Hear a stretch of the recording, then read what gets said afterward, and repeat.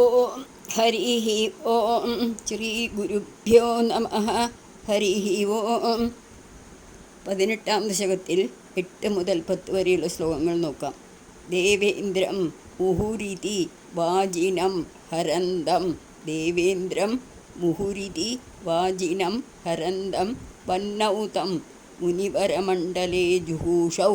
വന്നൗ തം മുനിവരമണ്ഡലേ ജുഹൂഷൗ. രുന്ധാനി കമലഭവേ ക്രതോഃ സമാപ്തൗ. രുന്ധാനി കമലഭവേ ക്രതോഃ സമാപ്തൗ. സാക്ഷാത് ത്വം മധുരിപുമൈക്ഷതാഃ സ്വയം സ്വം. സാക്ഷാത് ത്വം മധുരിപുമൈക്ഷതാഃ സ്വയം സ്വം. അർത്ഥം നോക്കാം. ഇതി മുഹുവാജിനം ഹരന്തം. ഇങ്ങനെ കൂടെ കൂടെ കുതിരയെ കക്കുന്ന ആ ഇന്ദ്രനെ തം ദേവേന്ദ്രം മുനിവരമണ്ഡലേ വന്നൗ ജുഹൂഷൗ. മഹർഷിമാർ യാഗാഗ്നിയിൽ ഹോമിപ്പാൻ തീരുമാനമെടുക്കുകയും കമലഭവേ രുന്ധാനേ ക്രതോഃ ബ്രഹ്മാവ് വന്ന് തടുക്കുകയും യാഗം അവസാനിപ്പിക്കുകയും ചെയ്തപ്പോൾ ക്രതോഃ സമാപ്തൗ യാഗം അവസാനിപ്പിക്കുകയും ചെയ്തപ്പോൾ ത്വം സ്വയം സ്വം മധുരിപും ഇന്തിരുവടി നേരിൽ താൻ തന്നെയായ മഹാവിഷ്ണുവിനെ സാക്ഷാൽ ഐക്ഷതഃ പ്രത്യക്ഷമായി നിരീക്ഷിച്ചു. ഈ വർണ്ണനയിൽ ഋതുചക്രവർത്തി മഹാവിഷ്ണുവിൻ്റെ അവതാരമാണെന്ന് ദൃഢപ്പെടുത്തിയിരിക്കുന്നു. ഇനി ഒന്നുകൂടെ നമുക്ക് പദം മുറിച്ച് നോക്കാം. ദേവേന്ദ്രം മുഹുരിതി വാജിനം. വാജിനം പറഞ്ഞാൽ കുതിര, വാജിവാഹനം എന്ന് കേട്ടിട്ടില്ലേ? അതുതന്നെയാണ്. ഹരന്തം അപഹരിച്ചപ്പോൾ. വന്നൗ വന്നി പറഞ്ഞാൽ അഗ്നി എന്നർത്ഥം. വഹ്നൗ എന്ന് വായിക്കാൻ പാടില്ല. വന്നൗ ആ ഹാവിനവിടെ ഉച്ചാരണമില്ല. വന്നൗ എന്നാണ് വായിക്കുക. ചിഹ്നം നമുക്ക് കേട്ടിട്ടില്ലേ? അതുപോലെയാണ്. വന്നൗ തം മുനിവര മണ്ഡലേ ജുഹൂഷൗ. രുന്ധാനേ കമലഭവേ. കമലഭവൻ എന്ന് പറഞ്ഞാൽ ബ്രഹ്മാവ്. ക്രതോ കൃതോ അല്ല, ക്രതോ സമാപ്തോ. ക്രതം ക്രത എന്ന് പറഞ്ഞാൽ ഈ യജ്ഞം എന്നാണ് അർത്ഥം. കൃതു എന്ന് പറഞ്ഞാൽ ചെയ്തു എന്നർത്ഥമുണ്ട്. അപ്പം അത് മനസ്സിരുത്തി വായിക്കണം. ക്രതോ സമാപ്തൗ സാക്ഷാത് ത്വം മധുരിപും ഐക്ഷതാഃ സ്വയം സ്വം. സാക്ഷാത് ത്വം മധുരിപും ഐക്ഷതാഃ സ്വയം സ്വം. ഇനി നമുക്ക് ട്യൂണിച്ചെല്ലാം. ദേവേന്ദ്രം മുഹുരിതി വാജിനം ഹരന്തം. ദേവേന്ദ്രം മുഹുരിതി വാജിനം ഹരന്തം വന്നൗ തം മുനിവരമണ്ഡലേ ജുഹൂഷൗ. വന്നൗ തം മുനിവരമണ്ഡലേ ജുഹൂഷൗ. രുന്ധാനേ കമലഭവേ ക്രതോഃ സമാപ്തൗ. രുന്ധാനേ കമലഭവേ ക്രതോഃ സമാപ്തൗ. സാക്ഷാത് ത്വം മധുരിപും ഐക്ഷതാഃ സ്വയം സ്വം. സാക്ഷാത് ത്വം മധുരിപും ഐക്ഷതാഃ സ്വയം സ്വം. ഇനി 9-ാമത്തെ ശ്ലോകം നോക്കാം. തദ്ദത്തം വരമുപലഭ്യ ഭക്തിമേകാം. തദ്ദത്തം വരമുപലഭ്യ ഭക്തിമേകാം. ഗംഗാന്തേ വിഹിതപദഃ കദാപി ദേവഃ. ഗംഗാന്തേ വിഹിതപദഃ കദാപി ദേവ. സത്രസ്തം മുനിനിവഹം ഹിതാനി ശംസന്നൈഷ്ഠിഷ്ഠാഃ. സത്രസ്തം മുനിനിവഹം ഇതാനി ശംസന്നൈഷ്ഠിഷ്ഠാഃ. സനകമുഖാൻ മുനീൻ പുരസ്താത്. സനകമുഖാൻ മുനീൻ പുരസ്താത്. അർത്ഥം നോക്കാം. ഹേ ദേവ, തദ്ദത്തം ഏകാം ഭക്തിം വരം ഉപലഭ്യ. അല്ലയോ ദേവ, വിഷ്ണു കൊടുത്ത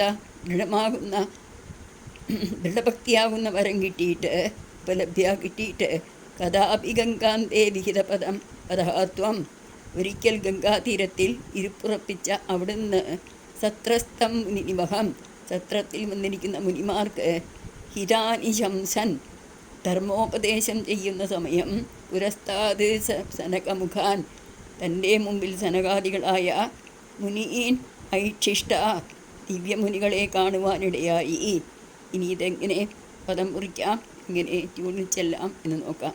തദ്ദത്തം തത് ദത്തം തദ്ദത്തം വരമുപലഭ്യ വരമുപലഭ്യ ഭക്തിം ഏകാം അതാണ് ഭക്തിമേകാം ഗംഗാന്തേ വിഹിതപദഃ കദാപി ദേവ. ഗംഗാന്തേ വിഹിതപദഃ കദാപി ദേവഃ.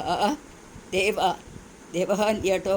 ഗംഗാന്തേ വിഹിതപദഃ കദാപി ദേവ തത്രസ്ഥം മുനിനിമഹം ഹിതാനി ശംസന്നൈക്ഷിഷ്ടാന്നുണ്ട്. അപ്പോൾ ഇങ്ങനെ നമ്മൾ വായിക്കുമ്പോൾ സത്രസ്ഥം മുനിനിമഹം ഹിതാനി ശംസൻ ഐക്ഷിഷ്ട അങ്ങനെ വായിക്കണം. ഐക്ഷിഷ്ട നൈക്ഷിഷ്ട എന്നല്ല. ശംസന് ഐക്ഷിഷ്ടാഹ സനകമുഖാൻ മുനീൻ പുരസ്താത്. ഇനി ട്യൂണിൽ വായിക്കാം. തദ്ദത്തം പരമുപലഭ്യ ഭക്തിമേകാം തദ്ദത്തം പരമുപലഭ്യ ഭക്തിമേകാം ഗംഗാന്തേ വിഹിതപദഃ കദാപി ദേവ. ഗംഗാന്തേ വിഹിതപദഃ കദാപി ദേവ തത്രസ്ഥം മുനിനിമഹം ഹിതാനി ശംസന്. സത്രസ്ഥം മുനിനിമഹം ഹിതാനി ശംസന് ഐക്ഷിഷ്ടാഹ സനകമുഖാൻ മുനീൻ പുരസ്താത്. ഐക്ഷിഷ്ടാഹ സനകമുഖാൻ മുനീൻ പുരസ്താത്. ഇനി 10ാമത്തെ ശ്ലോകം, അവസാനത്തെ ശ്ലോകം. അവതാരമൂർത്തിയായ ഭഗവാൻ സ്വയം കർമാനുഷ്ഠാനം ചെയ്ത് മറ്റുള്ളവർക്ക് മാതൃക കാട്ടിക്കൊടുക്കുന്നു. വിജ്ഞാനം സനകമുഖോദിതം ദദാനഃ.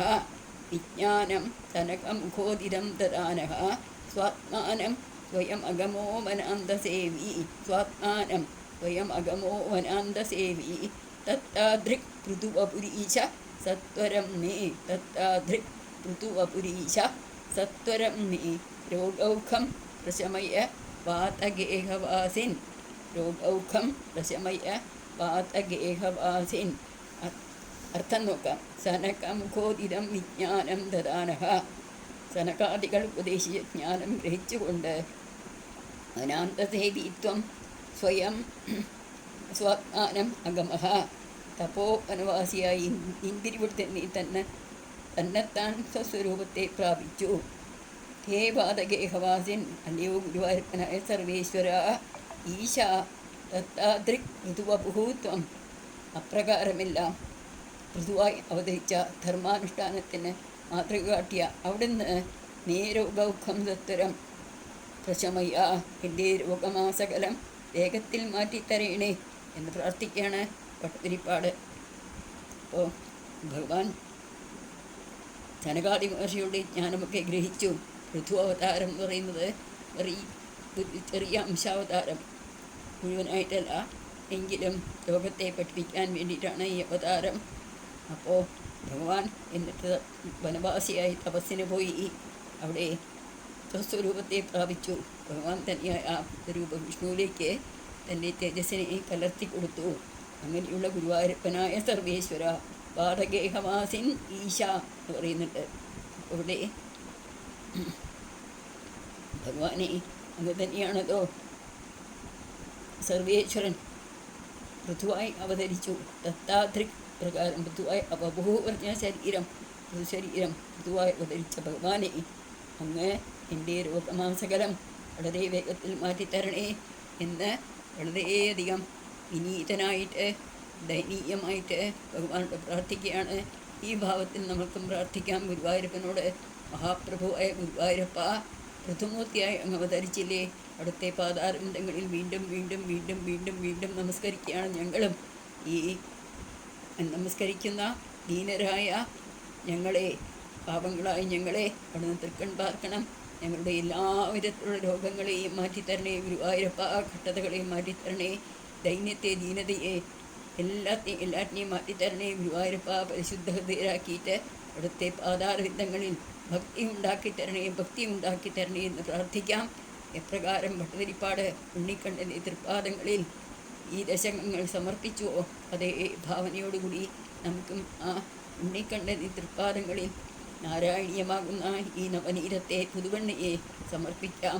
ഭഗവാൻ സന്തോഷത്തോടു കൂടി സ്വീകരിക്കും എന്നുള്ള ദൃഢമായ വിശ്വാസത്തോടു കൂടി തന്നെ ആ തൃപ്പാദങ്ങളിൽ ഒരു തുളസീദളം വെച്ചുകൊണ്ട് നമുക്കെല്ലാം സമർപ്പിക്കാം. തുളസീദളം സമർപ്പിച്ചു കഴിഞ്ഞാൽ ഭഗവാൻ അത്രയധികം സന്തോഷമാകും. തുളസീദളത്തെ പോലെ അത്രയും പ്രധാനപ്പെട്ട ഒരു പൂവ് വേറെ ഇല്ല ആണ് പറയുന്നത് മഹാത്മാക്കളൊക്കെ. അത് നമുക്ക് കൊടുക്കാമല്ലോ. അതോ വെറും പൈസയ്ക്കൊന്നും വാങ്ങേണ്ട ആവശ്യമില്ല. അവനവൻ്റെ തൊടിയിൽ തന്നെ ഉണ്ടാവും. ഈ ഫ്ലാറ്റിലിരിക്കുന്നവർക്കാണെങ്കിലും അവനവൻ്റെ ആ ഫ്ലാറ്റിൻ്റെ മുന്നിൽ ഒരു ചെറിയ മൺതൊട്ടിയിലോ മറ്റ് നട്ടു വളർത്താമല്ലോ തുളസിച്ചെടിയെ. അപ്രകാരം ആ തുളസിച്ചെടി ഉണ്ടെങ്കിൽ സർവ്വ ഐശ്വര്യങ്ങളുണ്ടാവും എന്നൊക്കെ മഹാത്മാക്കൾ വീണ്ടും വീണ്ടും നമുക്ക് പറഞ്ഞു തരുന്നുണ്ട്. ഗുരുവായൂരപ്പനും ഏറ്റവും ഇഷ്ടപ്പെട്ട ഒരു പൂവാണ് തുളസിപ്പൂവ്. തുളസിപ്പൂവോടുകൂടി നമ്മുടെ മനസ്സാകുന്ന ഈ നാരായണീയം മനസ്സോടുകൂടി സമർപ്പിച്ചാൽ ഉണ്ണിക്കണ്ണൻ സ്വീകരിക്കും എന്ന കാര്യത്തിൽ സംശയം വേണ്ട എന്ന അനുഭവസ്ഥർ മഹാത്മാക്കൾ നമുക്ക് പറഞ്ഞു തരുന്നുണ്ട്. ഈ ദശകം ആ ഭാവനയോടുകൂടി ഭഗവാന്റെ തൃപ്പാദങ്ങളിൽ സമർപ്പിക്കാം. ഭാഗവതം ചതുർത്ഥസ്കന്ധം 13 മുതൽ 23 അധ്യായങ്ങളിലാണ് വർണ്ണിച്ചിട്ടുള്ളത്. ഇതിൽ ഒരു ദശകം കൊണ്ട് എട്ടരിപ്പാട് ചുരുക്കിയിട്ട് ഉണ്ണിക്കണ്ണനെ കേൾപ്പിച്ചു. ഭഗവാൻ സന്തോഷത്തോടെ കേട്ട് വളരെ നന്നായിട്ടുണ്ട്. അടുത്തെന്താ ചെയ്യാൻ പോണ, അടുത്ത കഥ എന്താണ്, നാളെ എന്താ എഴുതാൻ പോണേ എന്നുള്ള ആ ഒരു ആഗ്രഹത്തോടു കൂടിയിട്ടാണ് അത്രയും ഉണ്ണിക്കണ്ണൻ ശ്രീലകത്തേക്ക് എന്നും മടങ്ങി പോവുക. പട്ടതിരിപ്പാടുക്കും സന്തോഷമായിരിക്കും അല്ലേ? നമുക്കിത് വായിക്കുമ്പോൾ തന്നെ സന്തോഷമില്ലേ? നമ്മുടെ ദുഃഖങ്ങളൊക്കെ തീർന്ന പോലെ തോന്നുന്നുണ്ടല്ലോ അല്ലേ? ഗുരുവായൂരപ്പൻ വന്ന് അനുഗ്രഹിക്കുന്നുണ്ട്, അവർ തോന്നുന്നുണ്ട്. ഏതായാലും ആ ഭഗവാന്റെ തൃപ്പാദങ്ങളിൽ സമർപ്പിക്കാം. കായേന വാചാ മനസേന്ദ്രിയൈർവാ ബുദ്ധ്യാത്മനാ വാ പ്രകൃതേ സ്വഭാവാത് കരോമി യദ്യത് സകലം പരസ്മൈ ശ്രീനാരായണായേതി സമർപ്പയാമി. ഓം പൂർണ്ണമദ പൂർണ്ണമിദം പൂർണ്ണാത് പൂർണ്ണമുദച്യതേ പൂർണ്ണസ്യ പൂർണ്ണമാദായ പൂർണ്ണമേവാവശിഷ്യതേ. ഓം ശാന്തി ശാന്തി ശാന്തി. ഹരി ഓം. ശ്രീ ഗുരുഭ്യോ നമഃ. ഹരി ഓം. ഹരേ രാമ രാമ രാമ ഹരേ ഹരേ, ഹരേ കൃഷ്ണ കൃഷ്ണ കൃഷ്ണ ഹരേ ഹരേ, ഹരേ രാമ രാമ രാമ ഹരേ ഹരേ, ഹരേ കൃഷ്ണ കൃഷ്ണ കൃഷ്ണ ഹരേ ഹരേ, ഹരേ രാമ രാമ രാമ ഹരേ ഹരേ, ഹരേ കൃഷ്ണ കൃഷ്ണ കൃഷ്ണ ഹരേ ഹരേ. സർവം ശ്രീകൃഷ്ണാർപ്പണമസ്തു. ഹരി ഓം തത്സത്. ഹരി ഓം ഹരി ഓം ഹരി ഓം.